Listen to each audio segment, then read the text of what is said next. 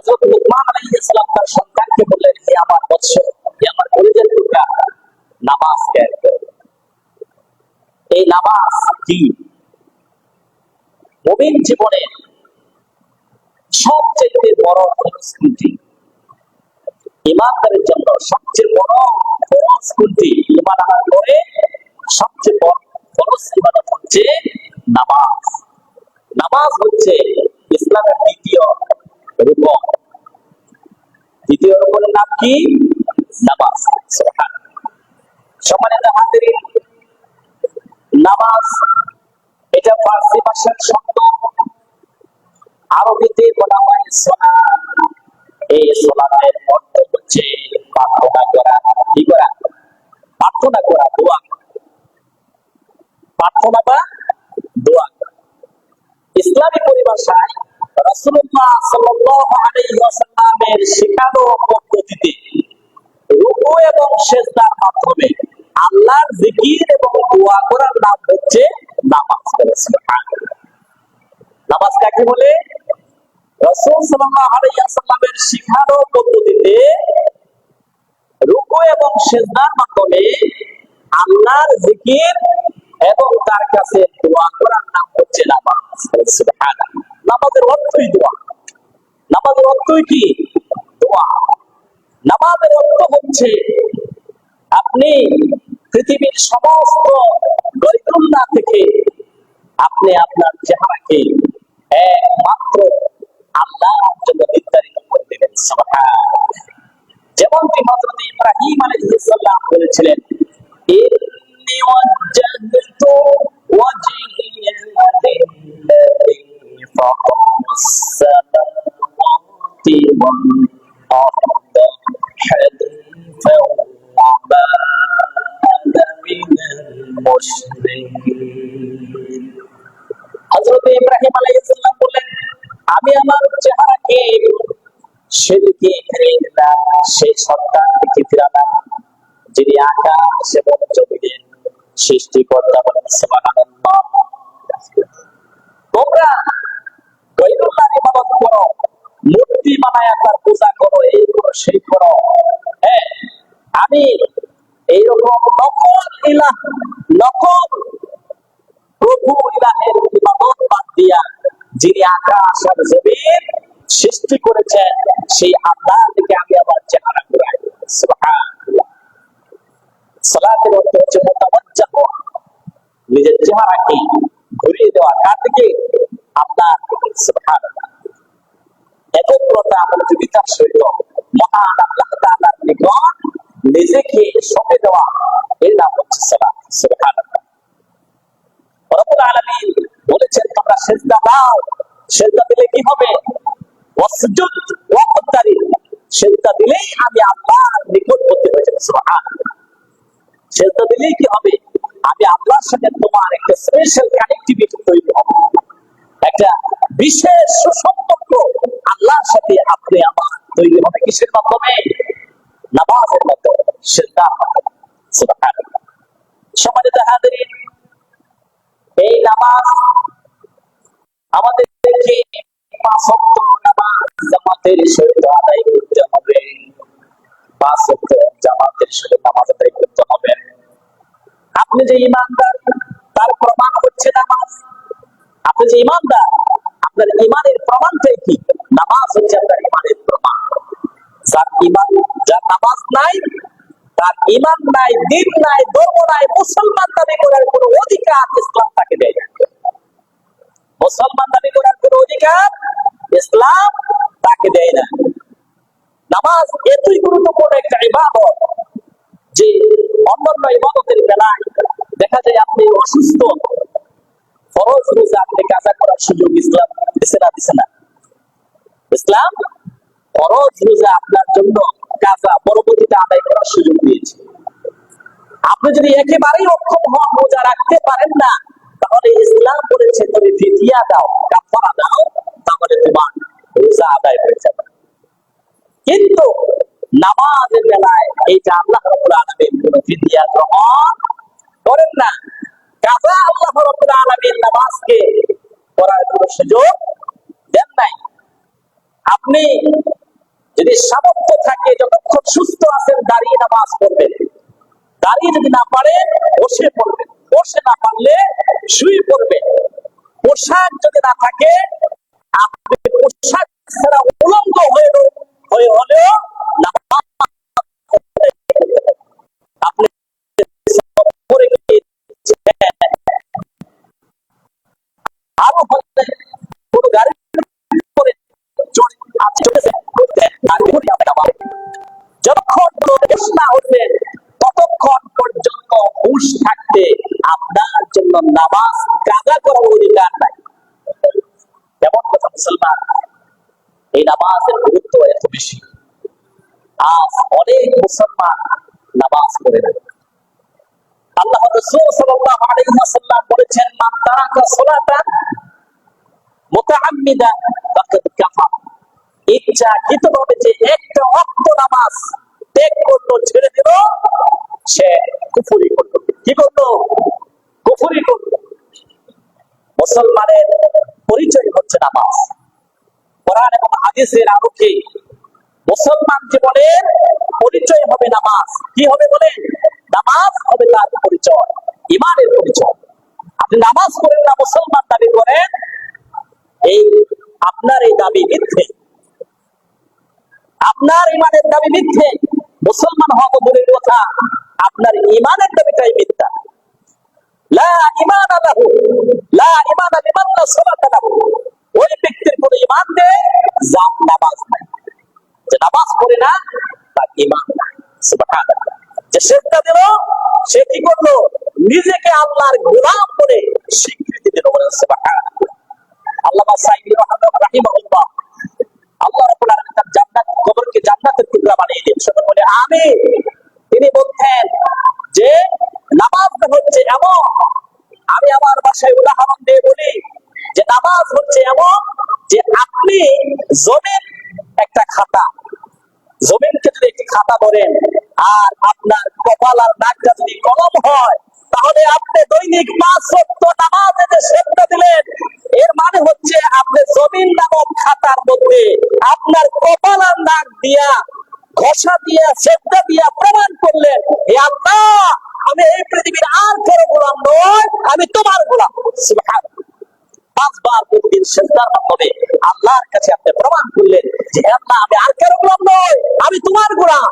সুবহানাল্লাহ। গোলাম কাকে বলে? এর প্রমাণ হচ্ছে নামাজ। সুবহানাল্লাহ। আল্লাহ রাসূল সাল্লাল্লাহু আলাইহি ওয়াসাল্লাম বলেছেন, বাইনাল আবদি ওয়া বাইনাল কুফরি তারকুস সালাত। একজন ঈমানদার আর একজন কাফেরের মধ্যে পার্থক্য করে দেয় নামাজ। সুবহানাল্লাহ। যে সেজদা দিল সে নামাজ, সে ঈমানদার, আর যে সেজদা দিল না সে কুফরি করলো। কি করলো? কুফরি করলো। চারটিখানি কথা, সাধারণ কথা নয়। সম্মানিত হাজিরিন, আল্লাহ রাব্বুল আলামিন কোরআনে প্রায় 80 জায়গায় এই সালাতের কথা বলেছেন। সুবহানাল্লাহ। অসংখ্য হাদিস রাসূলের এই সালাত বা নামাজ সম্পর্কে, নামাজের গুরুত্ব সম্পর্কে রয়েছে। আর সেই মুসলমান নামাজ পড়ে। সম্মানিত হাজিরিন, নামাজ কোন ব্যক্তি যদি ইচ্ছাকৃতভাবে নামাজ পরিত্যাগ করে, তাহলে সে ব্যক্তি কুফরি করলো। কি করলো? কুফরি করলো। আমরা অনেক মানুষকে অনেক কথা বলতে শুনি যে আমি মানুষটা প্রতি খারাপ নই, হ্যাঁ, নামাজ না পড়লেও আমি ভালো মুসলমান। আছে না এবং মানুষ?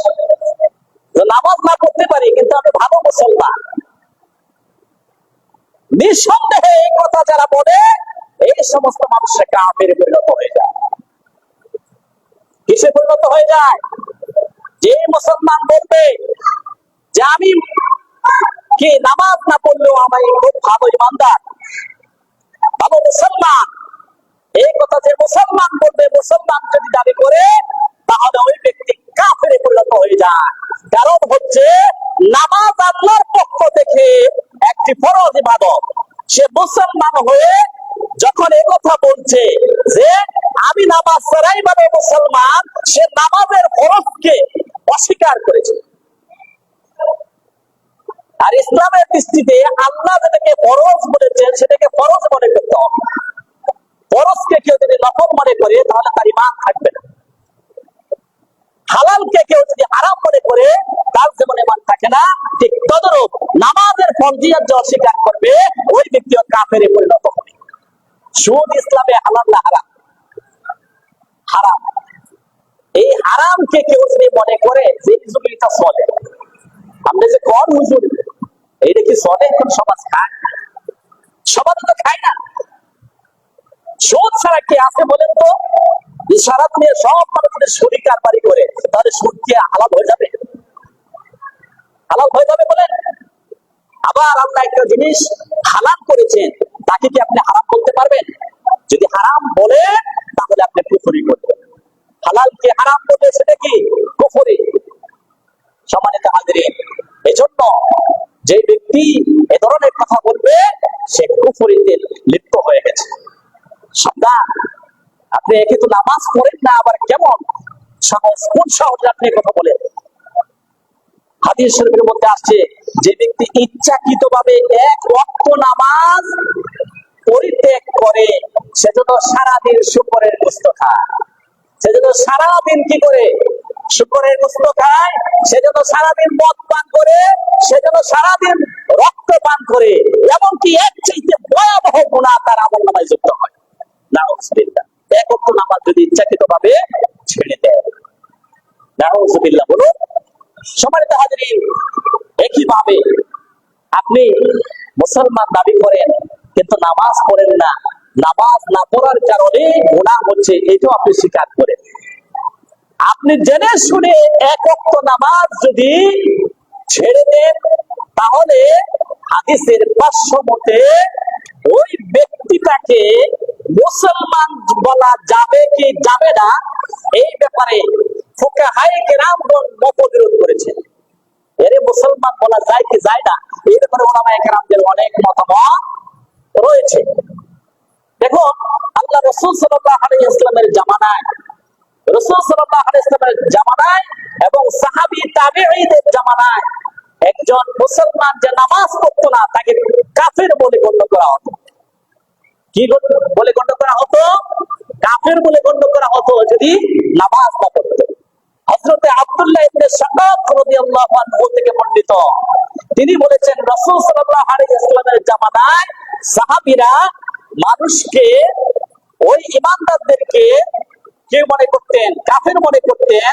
যারা সালাতে হাজির হতো না এই সমস্ত ঈমানদারদেরকে তারা কি মনে করত? কুফরি করেছে বলে ধারণা করত, কাফের বলে তাদেরকে কি করত? গণ্য করত। অন্য কোনো আমল যদি কেউ ছেড়ে দিত তাকে কাফের বলা হতো না, কিন্তু নামাজ ছেড়ে দিয়েছে তাকে কাফের হিসেবে সবাই গণ্য করত। নাউজুবিল্লাহ। চার ইমামের মধ্যে, চারজন ইমাম এর মধ্যে ইমাম আহমদ ইবনে হাম্বল তিনি বলেছেন, তার মত হচ্ছে এটা যে যে ব্যক্তি ইচ্ছাকৃতভাবে জেনে বুঝে পাপের কাজে জড়িত হয় তাকে কাফের বলে গণ্য করা হবে না। তবে ব্যতিক্রম হচ্ছে নামাজের ব্যাপারে। যদি নামাজ সে আদায় না করে ইচ্ছাকৃতভাবে, তাহলে ইমাম আহমদ ইবনে হাম্বলেরও এই মতামত, তিনি বলেছেন ওই ব্যক্তিটা কাফেরে পরিণত হয়ে যায়। নাউজুবিল্লাহ। আমাদের ইমাম, আমরা যে মাযহাব মানি, ইমামে আযম আবু হানিফা রাহমাতুল্লাহি আলাইহি এবং ইমাম শাফিঈ রাহিমাহুল্লাহ, এরা দুইজন বলেছে যে যেই ব্যক্তি নামাজ আদায় করে না, ইচ্ছাকৃতভাবে নামাজ ছেড়ে দেয়, তাকে জেলে পড়তে হবে এবং মৃত্যুদণ্ড প্রদান করতে হবে। কি করতে হবে? তাকে জেলে ঢুকাতে হবে। নামাজ না পড়ার কারণে তাকে জেলে ঢুকাতে হবে। 2 নম্বর, তাকে মৃত্যুদণ্ড দিতে হবে। কেমন কঠোর কথা! হ্যাঁ, এমনকি বলেছেন যে ব্যক্তি নামাজ ছেড়ে দেয় সে ব্যক্তি মুরতাদ হয়ে যায়, আল্লাহ দিন থেকে খারিজ হয়ে যায়, আল্লাহ দিন থেকে হয়ে যায়। মান আকামাস সালাতা ফাকাদ আকামাদ দ্বীন, যে ব্যক্তি নামাজ আদায় করলো, নামাজ প্রতিষ্ঠা করলো, সে দিনকে সুপ্রতিষ্ঠিত করলো। যে নামাজ আদায় করলো না সে কি করলো? দিনকে ধ্বংস করলো, দিনকে ধ্বংস করলো। এবার বুঝেন কেমন গুরুত্ব 5 ওয়াক্ত নামাজ। সম্মানিত হাজিরিন, সেই নামাজ পড়তে হবে জামাতের সাথে। সাহাবী তাবেঈদের যুগে যেমন এরকম কাফের বলে গণ্য করা হতো, রাসূল সাল্লাল্লাহু আলাইহি ওয়াসাল্লামের ভাষ্য হচ্ছে, রাসূলুল্লাহ সাল্লাল্লাহু আলাইহি ওয়াসাল্লাম বলছেন, লা তাতরুক সালাতাল মাকতুবাতান, যে তোমরা ফরজ সালাত ছেড়ে দিও না, মুতাআম্মিদান, ইচ্ছাকৃতভাবে তোমরা ফরজ সালাত ছেড়ে দিও না। ফামান তারাকাহা মুতাআম্মিদান ফাকাদ বারিআত মিনহু, আল্লাহ রাসূল সাল্লাল্লাহু আলাইহি ওয়াসাল্লাম বলছেন, যে ব্যক্তি ইচ্ছাকৃতভাবে এক ওয়াক্ত নামাজ পরিত্যাগ করলো, ছেড়ে দিল, তার উপর থেকে আল্লাহ এবং তার রাসূলের জিম্মা উঠে যায়। আল্লাহর কোনো দায়িত্ব থাকে না এই বান্দার প্রতি, আল্লাহ কোনো দায়িত্ব নেন না, রাসূল তার প্রতি কোনো দায়িত্ব নেন না। সুতরাং আল্লাহর জিম্মা থেকে, রাসূলের জিম্মা থেকে যদি আপনি দূরে সরে যান, তাহলে আপনি এবার চিন্তা করে দেখুন আপনার ঠিকানা কোথায়। এবং রাসূল সাল্লাল্লাহু আলাইহি ওয়াসাল্লামের শাফাআত থেকে আপনি বঞ্চিত হবেন। সাহাবীদের যুগে, রাসূলুল্লাহর যুগে যারা জামাতে নামাজ আদায় করতো না, তাদেরকে মুনাফিক বলা হতো। কি বলা হতো? মুনাফিক বলা হতো। আর যে সমস্ত মুসলমান দাবিদার জামাতের সহিত নামাজ আদায় করে না, তারা মুনাফিকের সমতুল্য। আর মুনাফিক ছাড়া সাহাবীদের যুগে, রাসূলুল্লাহর যুগে মুনাফিক ছাড়া কেউ জামাত থেকে দূরে সরে থাকতো, আর মুনাফিকরাই জামাতে পিছায়া থাকতো। সুতরাং যারা আযান হওয়ার পরেও মসজিদের দিকে না এসে দূরে সরে যান, বুঝতে হবে আপনার হৃদয়ের মধ্যে মুনাফিকি বাসা বেঁধেছে। কি করেছে? মুনাফিকি বাসা বেঁধেছে। আল্লাহ রাসূল বলেছেন, যে ব্যক্তি আযান শুনলো, মান সামিআ নিদাআ, যে ব্যক্তি আযান শুনলো কিন্তু সেই ব্যক্তি জামাতে হাজির হলো না, লাম ইয়াতি, সে ব্যক্তি কি আসলো না, আগমন করলো না মসজিদে, ইল্লা উযরান, কোন উযর ছাড়া সে যদি একাকী নামাজ আদায় করে জামাতে আদায় না করে, তাহলে আল্লাহ তাআলা তার নামাজ কবুল করেন না। লা সালাতা লাহু, তার কোনো নামাজ নাই, তার নামাজ আল্লাহর কাছে কবুল হবে না। আযান হওয়ার পরে আপনি যদি কোনো উযর ছাড়া বিনা কারণে নিজের ঘরেও নামাজ পড়েন, আল্লাহ রাব্বুল আলামিনের প্রিয় হাবিব বলেছে, আপনার নামাজ হবে না। আপনার নামাজ কি হবে না? আপনার নামাজ আদায় হবে না। ও মুসলমান, কান খাড়া করে শুনুন, এই 5 ওয়াক্ত নামাজ জিহাদের ময়দানেও আল্লাহ রাসূলের সাহাবীরা ছেড়ে দেন নাই, ছেড়ে দিয়েছেন। এবং কি আল্লাহ রাসূল বলেছেন, আমি তোমাদের, আল্লাহ তাআলা বলেছেন যে পশ্চিমে অস্তমিত যাওয়া সূর্যটাকে আমাদের জন্য আবার আল্লাহ উদয় করে দিতে পারেন, কিন্তু এক ওয়াক্ত নামাজ কাজার সাজা থেকে আপনাকে মাফ আল্লাহ করবেন। কেমন কঠিন কথা! সম্মানিত হাজিরিন, এই জন্য 5 ওয়াক্ত নামাজ আপনাকে আমাকে আদায় করতে হবে। যদি আমি ইমানদার থাকতে চাই, ঈমান নিয়ে যদি মরতে চাই, আপনি আমি যদি চাই যে আমাদের কবরটা জাহান্নামের টুকরা না হয়ে জান্নাতের টুকরা হয়ে যায়, তাহলে নামাজ 5 ওয়াক্ত পড়তে হবে। আল্লাহ রাসূল বলেছেন, মিসকাত শরীফের এই হাদিসটি পাবেন, 9ম-10ম শ্রেণীতে পড়ানো হয় আলিয়া মাদ্রাসায়। সেখানে বলা হয়েছে, বেনামাজির কবরের মধ্যে 99টা বিষধর অজগর সাপ আল্লাহ তাআলা বেনামাজির কবরের মধ্যে দেন। এর একটা সাপ যদি দুনিয়াতে একবার শ্বাস ফলাইতো, তাহলে এই পৃথিবীতে এই নিঃশ্বাসের কারণে সবুজ যত তৃণলতা আছে সব কিছু পুড়ে ছারখার হয়ে যেত, কিয়ামত পর্যন্ত একটা গাছ পর্যন্ত জন্মাইত। কেমন কথা! তাহলে এই যদি হয় একটা শ্বাসের বিষাক্ততা, তাহলে সেই সাপের দংশনের জ্বালা কেমন হবে? ও মুসলমান, এই জন্য সাবধান হন। সেই সাপ বিচ্ছুয়ে পড়া কবর, এটাকে যদি পরিষ্কার করতে চান, তাহলে 5 ওয়াক্ত নামাজ পড়তে হবে। সেজদা করতে হবে আল্লাহ রাব্বুল আলামিনকে। নামাজ হচ্ছে সাফল্যের চাবিকাঠি। আল্লাহ রাব্বুল আলামিন কোরআনুল কারীমে সূরাতুল মুমিন মুমিনুনের মধ্যে বলেছেন قد أفلح المؤمنون الذين هم في صلاتهم خاشعون। সকলকার শেষ বস্তু ইমানদাররা যারা বিনয় এবং নম্রতার সহিত মনোযোগিতার সহিত নামাজ আদায় করেছে। বলেন সুবহানাল্লাহ। নামাজ মানুষকে অস্থিরতা থেকে মুক্ত করে দেয়, মানুষকে চঞ্চলতা থেকে, মানুষকে দুর্বলতা থেকে মুক্ত করে নামাজ। বলে সুবহানাল্লাহ। মানুষকে পার্সোনালিটি গ্রেস করে এই নামাজ। সুবহানাল্লাহ। ব্যক্তিত্ব সম্পন্ন মানুষে রূপান্তরিত করে মানুষকে। মানুষকে এই নামাজ শৃঙ্খলাবোধ শেখায়। অনেক কথা রয়েছে এই নামাজের ব্যাপারে। আপনি যদি জামাতের সহিত নামাজ আদায় না করে, তাহলে কি বলছিলাম, আপনার নামাজ হবে না, নামাজ আল্লাহ কবুল করবেন না। ইমাম আবু হানিফা রাহমাতুল্লাহি আলাইহি, আমাদের মাযহাবের ইমাম, ইমাম আবু হানিফার মাসালা হচ্ছে 5 ওয়াক্ত নামাজ জামাতে আদায় করা প্রত্যেক মুসলমানের জন্য ওয়াজিব। কি বলেন? ওয়াজিব। পরবর্তীতে কিছু কিতাবে লেখা হয়েছে সুন্নাহ। কি? 5 ওয়াক্ত নামাজ জামাতের সহিত মসজিদে গিয়ে আদায় করা সুন্নাহ, তবে সাথে সাথে উল্লেখ করা হয়েছে ওয়াজিব পর্যায়ে সুন্নাহ। কি পর্যায়ে? ওয়াজিব পর্যায়ে। অন্যান্য মাযহাবে বলা হয়েছে সালাত জামাতের সহিত আদায় করা ফরজ। সুবহানাল্লাহ। নামাজ জামাতের সহিত আদায় করা ফরজ। কেমন কথা? আর সেই ফরজ আজকে আমরা তরক করছি।